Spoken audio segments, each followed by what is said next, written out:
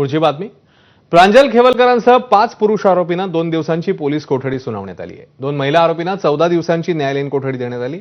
या सुनावणीसाठी रोहिणी खडसे स्वतः वकिलीचा कोट घालून आलेल्या होत्या. रोहिणी खडसे यांच्यासह अजित पवारांच्या राष्ट्रवादीच्या रुपाली पाटीलही वकिलीचा काळा कोट घालून न्यायालयात उपस्थित होत्या. दरम्यान प्रांजल खेवलकरांना अडकवण्यासाठी आरोपी महिलेचा वापर करण्यात आल्याचा आरोप वकील विजयसिंह ठोंबरेंनी केला.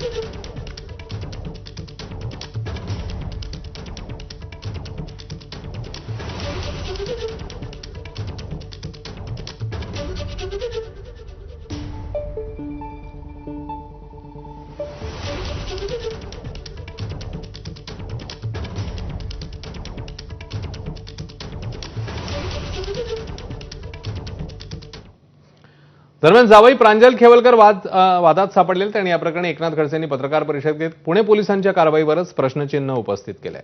जळगावच्या आमदाराकडे माझ्या जावयाच्या लॅपटॉपमधले फोटो आणि माहिती जाते कशी असा सवाल खडसेंनी उपस्थित केला.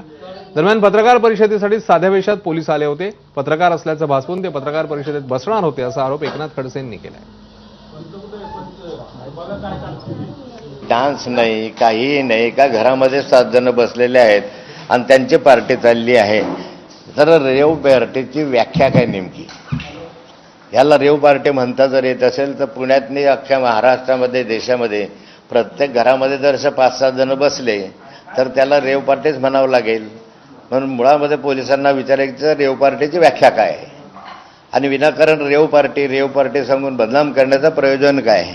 ज्या ठिकाणी पोलीस म्हणतात की अंमली साठा सापडला 2.7 काहीतरी ml, तो जो सापडला तो एका मुलीच्या पर्समध्ये सापडला. हे आपल्याला त्यांच्या चित्रीकरणामधून दिसतंय. त्यांनी जे चित्रीकरण दाखवलं मीडियाच्या माध्यमातून त्याच्यामध्ये दिसत आहे की त्या पर्समध्ये ते सापडलेलं आहे आणि तिलाही माहिती नाही असं ते म्हणते पूर्वी जे काही असेल.